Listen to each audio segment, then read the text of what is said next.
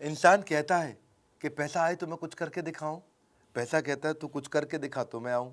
नमस्कार, मैं Vivek Bindra, founder and CEO बड़ा बिजनेस.com। पिछली बार फंड रेजिंग की बात करी, फंड रेजिंग की बात दोबारा। पहले सोर्सेज ऑफ फंड बताए थे, पैसा कहां से मिलेगा। आज बताएंगे तरीका क्या है।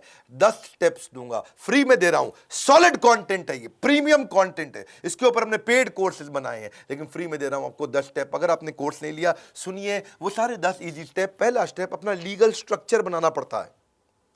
अगर आपकी प्रोप्राइटरी कंपनी है, पार्टनरशिप कंपनी है, फंड रेजिंग नहीं कर सकते, लिमिटेड लायबिलिटी में भी नहीं कर सकते, एलएलपी जिसको बोलते हैं, प्राइवेट लिमिटेड या पब्लिक लिमिटेड। जो प्राइवेट इक्विटी या वेंचर कैपिटल है, वो प्राइवेट लिमिटेड कंपनी में भी आके पैसा दे सकते हैं। प्राइवेट इक्विटी और venture capital, PE and VC, ये प्राइवेट लिमिटेड कंपनी में देते हैं। लेकिन अगर आपको आईपीओ, तो फिर उसके लिए आपको पब्लिक लिमिटेड कंपनी में जाना पड़ता है। तो पहले तो अपनी कंपनी का लीगल स्ट्रक्चर ठीक कर लो, फिर आते हैं दूसरे स्टेप पे। अब थोड़ा मार्केट का रिसर्च अच्छा करके रखिए। कितना कस्टमर है आपकी मार्केट में। अगर आपकी उबर है तो सब आपके कस्टमर बन सकते हैं, स्विगी है तो सबको खाना है, उबर है तो सबको जाना है।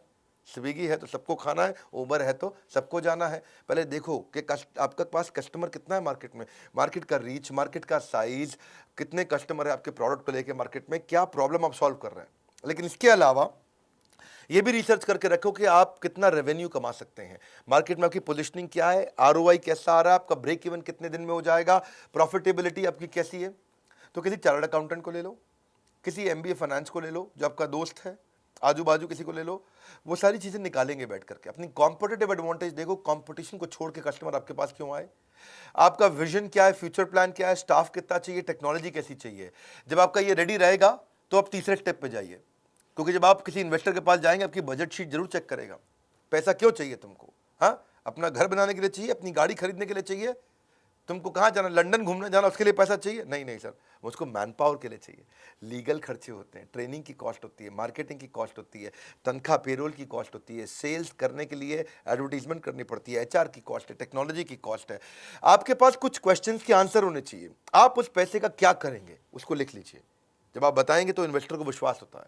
आप वो पैसे को कैसे यूज करेंगे, कितना पैसा चाहिए आपको, कहां कहां कितना कितना बजट बना के खर्च करेंगे, कैसे इस खर्चे को ऑप्टिमाइज करेंगे, कम खर्चे में ज्यादा काम कैसे करके दिखाएंगे, इसके लिए आपको कन्विंस करना होगा। अगर आपको 100 रुपए की जरूरत है तो इन्वेस्टर को दिखाइए 15 रुपए मैंने डाले, 15 रुपए मेरे पार्टनर ने डाले, हमारे पास होगा 30 रुपए, हम अपने भी लगा रहे हैं, 70 आप दे दो। उसको थोड़ा विश्वास होगा कि 100 में 30 ये लगा चुका है, 70 नहीं, ऐसा करता हूं मैं 40 दूंगा, 30 तुम्हें किसी से दिलवा दूंगा। वो बात करने में इंटरेस्ट लेगा। लेकिन आप बोलोगे मुझको 100 रुपए चाहिए, अपना तो मैं लगाऊंगा नहीं, आप ही पूरे दे दो, गड़बड़ हो जाएगी। चौथा पॉइंट, अब रिसर्च करिए। आपने बजट शीट बना लिया है, अपने बिजनेस को समझ लिया है। अब देखिएगा कि इस समय अगर आपका बिजनेस बढ़िया है, कौन सा इन्वेस्टर है आपकी इंडस्ट्री में, आप फार्मा में, एफएमसीजी, क्लोथिंग में, एजुकेशन में, टेक्नोलॉजी में, ई कॉमर्स में, B2C, B2B, हर एक के अलग प्रकार के इन्वेस्टर होते हैं। आपको सही इन्वेस्टर के पास जाना, नहीं तो हर जगह मेहनत करोगे, दीवार को धक्का नहीं लगाते, 100 जगह बिना बात के नहीं जाते। इसके लिए इन्वेस्टमेंट बैंकर्स होते हैं, आई बैंकर। इसकी एक पूरी लिस्ट है, हमने अपने फंड रेजिंग कोर्स में भी दिया है, एवरीथिंग अबाउट एंटरप्रेन्योरशिप में भी दिया है, कौन कौन इन्वेस्टमेंट बैंकर है मार्केट में, कौन से इन्वेस्टमेंट के लिए, कौन से फंड के लिए कौन सा इन्वेस्टमेंट बैंकर काम आएगा आपको। इन्वेस्टमेंट बैंकर कौन होता है, 2% 3% कमीशन लेता है बीच में। अगर आपको 100 रुपये दिलाएगा, 2 रुपये रख लेगा, तो वो एक दलाल, साधारण भाषा में, कठोर भाषा में बोलेंगे। वैसे बिजनेस की भाषा में उसको इन्वेस्टमेंट बैंकर या आई बैंकर या मर्चेंट बैंकर, इन 3 नामों से पॉपुलर होते हैं। सिकोया कैपिटल के आपको फिनटेक में पैसा लगाता है आजकल, RPG venture, FMCG, health wellness में लगाता है। आपका बिजनेस कौन सा है ये देखो। आप ई कॉमर्स में जा रहे हो तो एसएल पार्टनर अच्छा कर रहा है, कंज्यूमर बिजनेस सर्विसेज में जा रहे हो, नेक्सस वेंचर कर रहा है। इसकी पूरी लिस्ट हमने बनाई है। पूरी लिस्ट यहाँ यूट्यूब वीडियो बनाना मुश्किल होता है। अगर आप सीरियस कस्टमर हैं, बायर हैं, आपको वास्तव में आपको चाहिए कि भाई मुझे कोई पैसा मिल जाए, पैसा मिलना मुश्किल नहीं है, कुछ बेसिक चीज़ें चाहिए। आप ये 3 घंटे का कोर्स पूरा अटेंड करिए, या कुछ वीडियोस की सीरीज, ये कोर्सेज हैं, एवरीथिंग अबाउट एंटरप्रेन्योरशिप के साथ अभी ये फ्री में मिल भी रहा है कोर्स, आप ले सकते हो उसको। इन्वेस्टर ढूंढते ढूंढते अगर हो गए परेशान तो फंड रेजिंग कोर्स को ज्वाइन करो। 400 इन्वेस्टर की लिस्ट आपकी ज़िंदगी बना देगी आसान। मत हो परेशान, ज़िंदगी बनेगी आसान। इसके बाद 5वां पॉइंट, पिच डेक तैयार करो। जब जाओगे इन्वेस्टर के पास बोलोगे क्या, पिच, पिच मतलब उसको बोलना, डेक मतलब आपकी पूरी प्रेजेंटेशन। तो आप उसको समझाओगे, कन्विंस करोगे, तो कैसे करोगे। आपको सबसे पहली चीज बतानी पड़ेगी, पैसा कितना चाहिए, क्यों चाहिए, कैसे खर्च करोगे। और फिर आपको ये समझाना पड़ेगा आरओआई, आरओआई, आरओआई, सामने वाले को कमाई कैसे होगी, वो कैसे ग्रो करेगा। इसको बोलते हैं पिच डेक। अगर आप पिच डेक में ये भी लिखो, पहला 100 कस्टमर कैसे लाओगे, उसके बाद 1000 कैसे लाओगे, 10,000, 1 लाख, 10 लाख कस्टमर कैसे बनेंगे। पहले तो सिंपल सा कवर पेज बना लो, उसके बाद अंदर जब जाते हो अपनी टीम की इंफॉर्मेशन डालो, मेरे पास ये टीम है। इन्वेस्टर देखना चाहता है कि आपकी टीम में दम कितना है, आपकी टीम एग्जीक्यूट कर पाएगी कि नहीं कर पाएगी। पैसे तो चलो मैं लगा दूंगा, क्या सोचता है इन्वेस्टर, पैसे तो मैं लगा दूंगा, लेकिन क्या आपकी टीम में वो क्षमता है कि आपके आइडिया का एग्जीक्यूशन कर दे। आपको अपनी प्रोडक्ट और टेक्नोलॉजी की डिटेल देनी पड़ेगी। मैं क्या प्रोडक्ट बना रहा हूं, क्या टेक्नोलॉजी बना रहा हूं, कैसे बनाऊंगा, कितने दिन में बनाऊंगा, क्या बिजनेस का मॉडल है, कस्टमर आएगा कैसे। आपको कॉम्पिटिटिव लैंडस्केप का मतलब आसपास कितने कॉम्पिटिटर हैं इस धंधे में, आपके बिजनेस में और कितने तरह के कॉम्पिटिटर घुस चुके हैं, आपके करंट फाइनेंशियल कैसे हैं, पिछले 1 साल से 2 साल से आप बिजनेस कर रहे हो, थोड़ा मोटा किया है आपने, ज़्यादा नहीं किया, थोड़ा किया है आपने, 10 लाख, 50 लाख, 1 करोड़ या कुछ भी छोटा सा बिजनेस किया है, खाली आइडिया है। तो आइडिया है तो मार्केट साइज की अपॉर्चुनिटी बताओ, भाई मार्केट इतनी बड़ी है, मेरा आइडिया अच्छा है, थोड़ा पैसा दे दो, सीड फंड।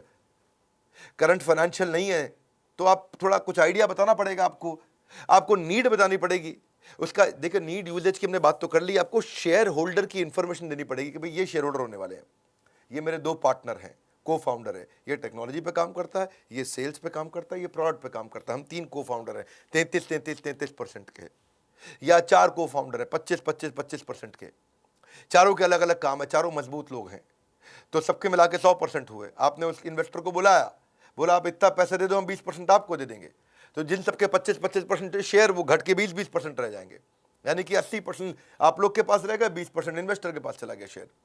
तो इन्वेस्टर को वो सारी इंफॉर्मेशन चाहिए, वो जानना चाहता है कि कंपनी की वैल्यू आज अगर 1 करोड़ है तो ये 100 करोड़ कैसे होगी। तो जो मैंने 20% दिया है आपको, जो आपके 20% शेयर लिए हैं, तो जब 1 करोड़ से 10 करोड़ या 1 करोड़ से 100 करोड़ के आप हो जाओगे तो मेरी भी कंपनी की 20% जो मेरे शेयर है उसकी वैल्यू बढ़ जाती है।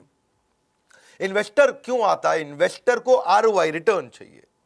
अब आता छठा पॉइंट, अपनी इन्वेस्टर पिच को और अच्छा करो, उसको परफेक्ट करो। कैसे परफेक्ट करोगे आप इन्वेस्टर से बात कैसे करोगे, प्रोसीड कैसे करोगे, अपने आप को प्रेजेंट कैसे करोगे, अपनी टीम को कैसे प्रेजेंट करोगे, उसको ईमेल कैसे लिखोगे आप, वो आपको कैसे रिस्पॉन्ड करेगा, गो हेड कैसे होगा। तो बेसिकली कुछ मिस्टेक्स है जिनका ध्यान रखना है। पहले कभी ये मत बोलिए मेरा कोई कंपटीशन ही नहीं है। आप बता सकते हैं, अगर वास्तव में भी नहीं है तो बताएं कि एक कमजोर कंपटीशन अभी बिगिन हुआ है, आप मार्केट में फर्स्ट मूवर एडवांटेज है, नहीं तो हमेशा बताइए कि ये लैंडस्केप है। अनरियलिस्टिक प्रोजेक्शन मत दीजिए। आपको लगता है कि आप धंधा करेंगे 10 करोड़ का, बोल दें 1000 करोड़, तो फिर पर्दाफाश हो जाता है। क्लैरिटी होनी बहुत जरूरी है। जब क्लैरिटी नहीं होती है तो भी इन्वेस्टर पकड़ लेता है इस बात को। अगर इन्वेस्टर आपको क्रिटिसाइज करता है, आपकी कोई गलती निकालता है, तो उसको पर्सनली मत लीजिए। ऐसा नहीं कि आप दुखी होकर बैठ जाएं, ये कैसे मेरे बारे में इतनी कमी निकाल रहा है। और ऐसा नहीं कि बहुत कंजर्वेटिव नंबर दे दो, अग्रेसिव नंबर नहीं देना। आपने 10 करोड़ को 100 करोड़ नहीं बताना, वो तो मैंने बताया, लेकिन ऐसा ना हो कि 10 करोड़ को आप 1 करोड़ बता बैठो। तो कंजर्वेटिव भी नहीं देना, बहुत एग्रेसिव भी नहीं देना, रियलिस्टिक नंबर दीजिए। अनप्रोफेशनल लुक होती है कभी कभार, या बहुत ज़्यादा हीरो बन के जाते हैं।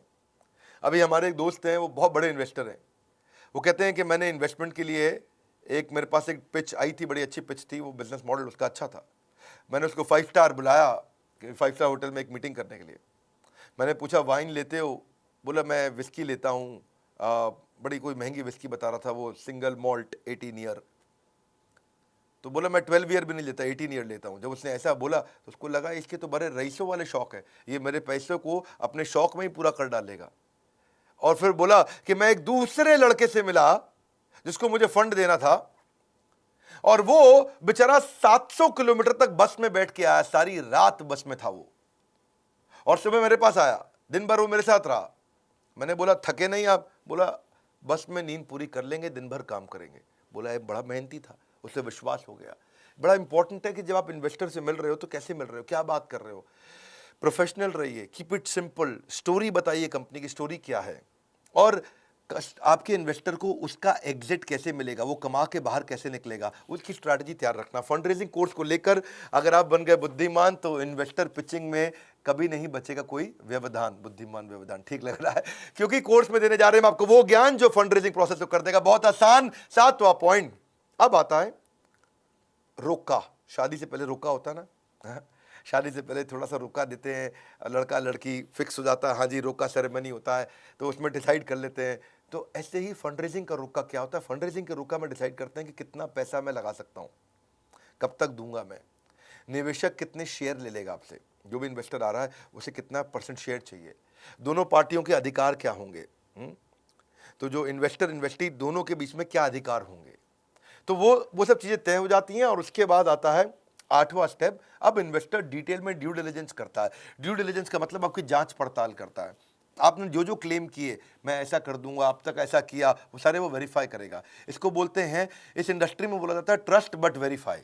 क्या मतलब है? वो आपकी सारी बातें विश्वास करेगा लेकिन वेरीफाई भी करेगा। आप बोलोगे मैं आज 10 करोड़ रुपए का काम कर रहा हूं, तो आप पे विश्वास करेगा लेकिन वेरीफाई भी करेगा। ऐसा नहीं बोलेगा मैं नहीं मानता तुम कर रहे होगे, वो विश्वास करेगा, बहुत अच्छी बात है, 10 करोड़ दैट्स वेरी गुड, लेकिन बाद में आके आपके पेपर चेक करेगा, वेरीफाई करेगा।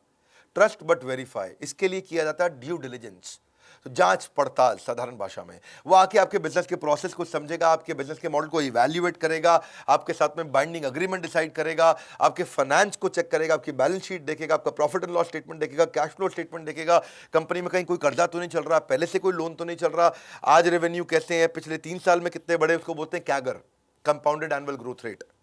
भाई 3 साल पहले आप 1 करोड़ पे थे, पिछले साल आप 10 करोड़ पे थे, इस साल आप 30 करोड़ पे जा रहे हो, तो उसको लगेगा अरे ग्रो कर रही है, लगातार ग्रो कर रही है, तो उससे उसको विश्वास आ जाएगा। इसको बोलते हैं ड्यू डिलिजेंस, जांच पड़ताल।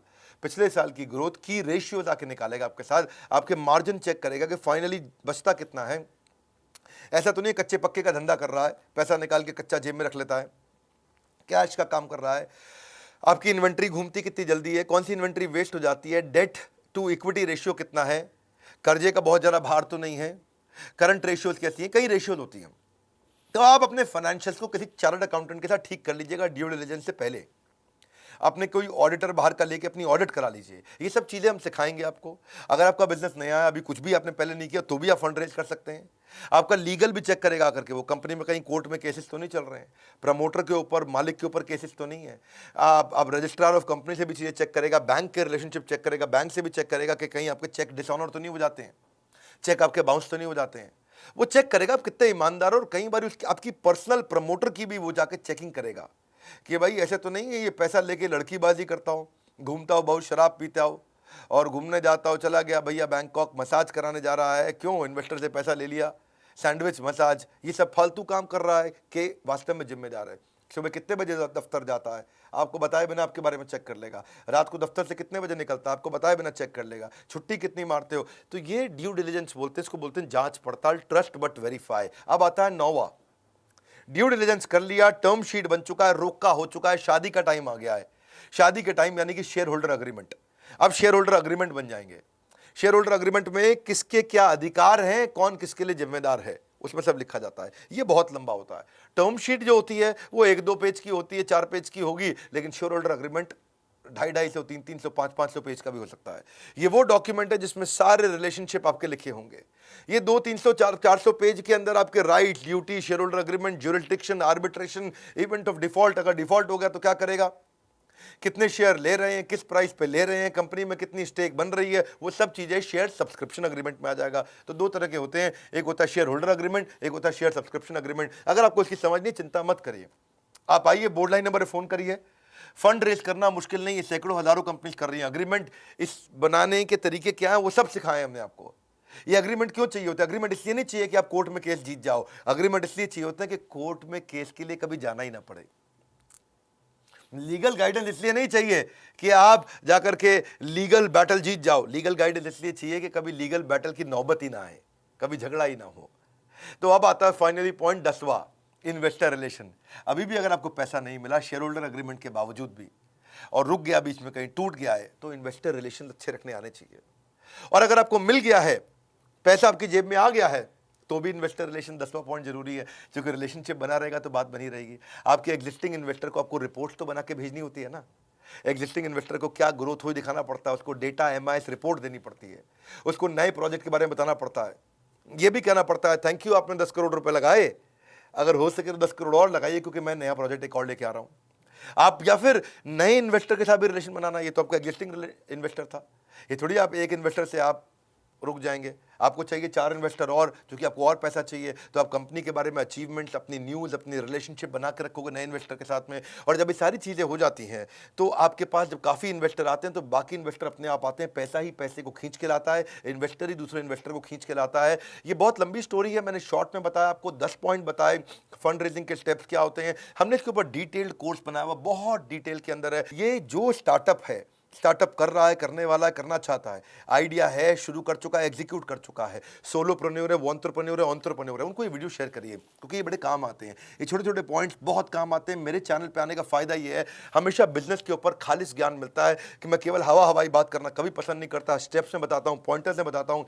मेरे साथ बैठते हो, 10-15 मिनट के अंदर आपको 1 से 2 घंटे का कंटेंट तुरंत दे देता हूँ। अगर आप नए आए हो जरूर सब्सक्राइब करिए, बेल आइकन हिट नहीं किया तो आपको इतने बढ़िया वीडियोस फ्री में तो मिलेंगे नहीं। हमारे साथ जुड़े रहने के लिए, इस वीडियो को शेयर करने के लिए, बोर्ड लाइन नंबर पे फ़ोन करके इसकी सारी जानकारी लेने के लिए आप सबका हृदय की गहराइयों से प्रेम पूर्वक बहुत बहुत धन्यवाद।